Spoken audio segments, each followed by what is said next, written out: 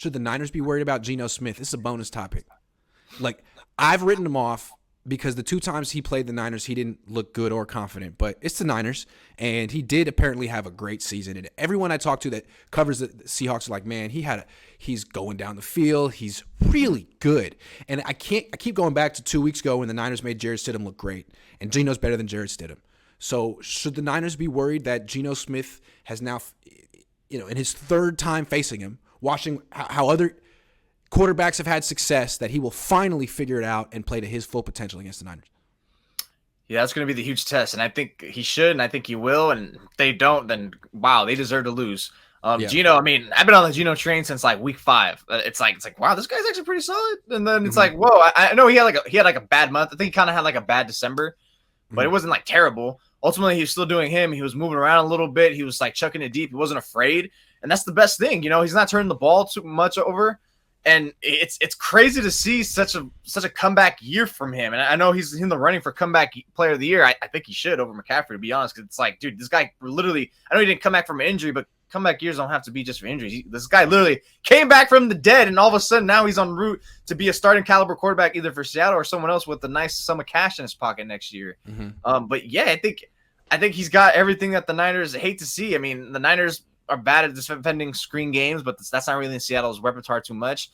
It's just ultimately just like getting gashed downfield, and Geno has the arm, the accuracy, and the gall to actually do it. I've been saying it for weeks now. It's like the Niners don't have to face against an elite quarterback at all. We've seen them plenty of times play against average to low end quarterbacks. It's just, are you going to take the shot? Is your offensive coordinator going to dial it up? And Geno has that and the tools to do it. Yeah, and what he needs to learn is that you need to take the shot like on the first drive of the game. Because if you look at the Niners defense, frequently they've given up touchdowns in the first drive of the game and then shut down the offenses the rest of the way.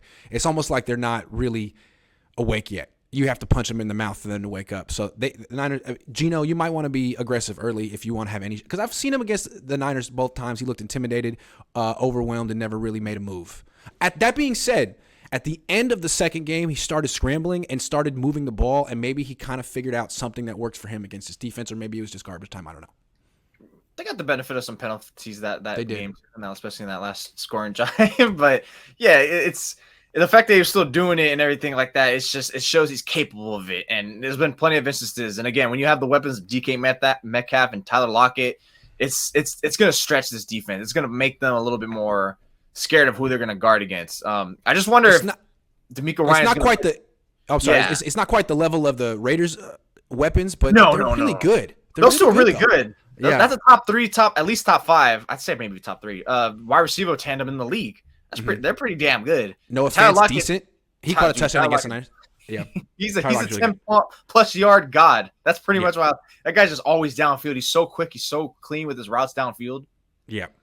Yep. Agree. Traverse Ward on DK Metcalf again? I would think so. Have to be, right? You can't let Diamond Lenore take that matchup. Why would you let that happen? You can't let that happen. Especially when you already have evidence that's like, dude, he put the clamps on him. He put the clamps on them. He put this guy in jail. Travarius Ward did on DK. So make him be an eraser. And that's another thing that what DeMeco say like a week or two ago about like not having his players or Travarius Ward specifically shadow more. And it's like, I get that, and it's just pretty much based on coverage. You want to be predictable, but it's like, yeah, DeMeco. I mean, it's pretty much predictable pre-snap. Who's guarding? Who Diamondor Lenore is guarding, and your quarterback can instantly just be like, I'm going to target him. Just make him be the racer, and then use your other guys to adapt around the other guys. I feel like just part of the problem though with Seattle is that their offensive coordinator is not good. Shane Waldron. He's like one of these Sean McVay disciples, and the Niners own those coaches. DeMeco owns those offenses. Like the best chance you have against DeMeco is coming from a different tree, the Belichick tree, the Andy Reid tree, something else that he doesn't see every freaking day, every freaking week. And the Seahawks don't have that. So that's why they average like 4.6 yards per play the first time and 4.5 yards per play the second time. Like DeMeco eats this dude's offense for breakfast. I'm sorry. Especially the running game, the running defense against all three NFC West teams. They've done nothing. Yes. Zilch. Nothing. And the Seahawks are the best. If Seattle can't run the ball, like they're in trouble, man. They're in trouble. All right. They're not really a drop back passing team.